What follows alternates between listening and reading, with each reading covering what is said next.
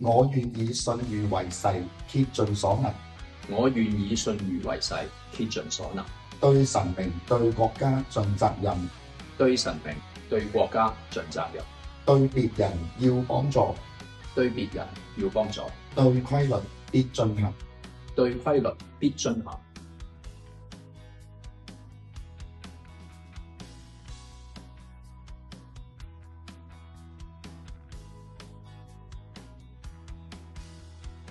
其實都係一個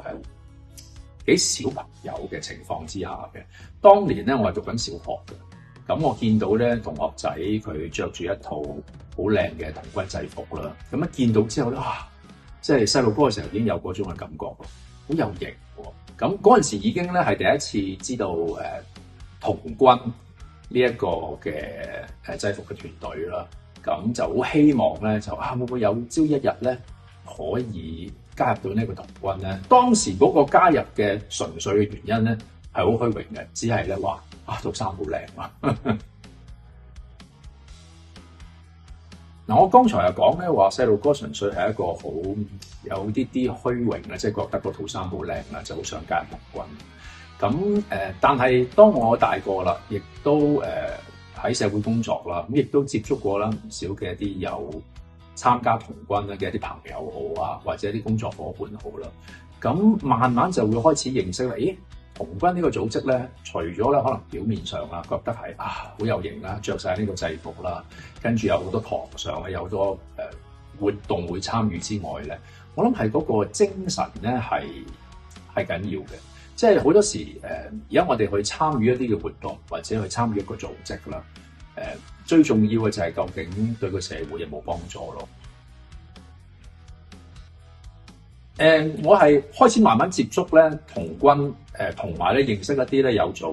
童軍組織啊，或者有參加童軍嘅朋友先知道咧，可能我係俾童軍呢兩個字咧係有少少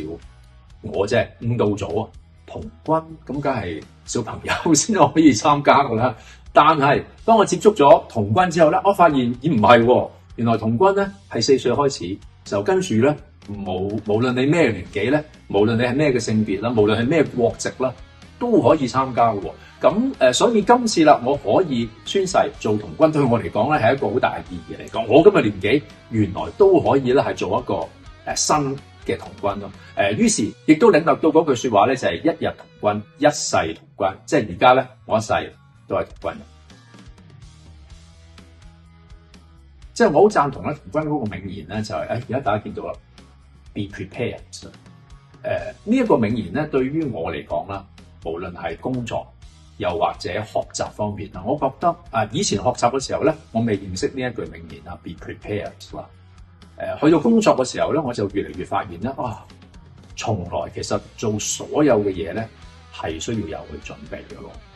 以前學習嘅時候，即使我未認識到呢一句説話啦，但係咧我以不自覺地咧用咗呢一句説話咧作為我學習嘅一個好重要嘅過程。去到工作之後咧，尤其30幾歲咧，就發現be prepared 呢樣嘢咧，除咗係對你自己本身嘅工作一份尊重之外咧，係對自己嘅一個責任。即係對社會嘅一個責任咯，變咗我諗要去服務社會嘅時候咧，你要對自己 prepared， 亦都要對個社會 prepared。所以我好贊同呢一句説話，亦都好認同呢個理念。咁我覺得咧，而家呢個年紀啦，我反而如果我細路哥嘅時候咧去 join 童軍咧，我未必會真正領略到啦，我加入童軍嗰個意義咯。而家去到咧我中年嘅年紀啦，經歷咗咁多之後咧，咦，又領略到咩叫 be prepared 嘅時候咧，我覺得而家我加入童軍咧，先至係一個最適合嘅時間。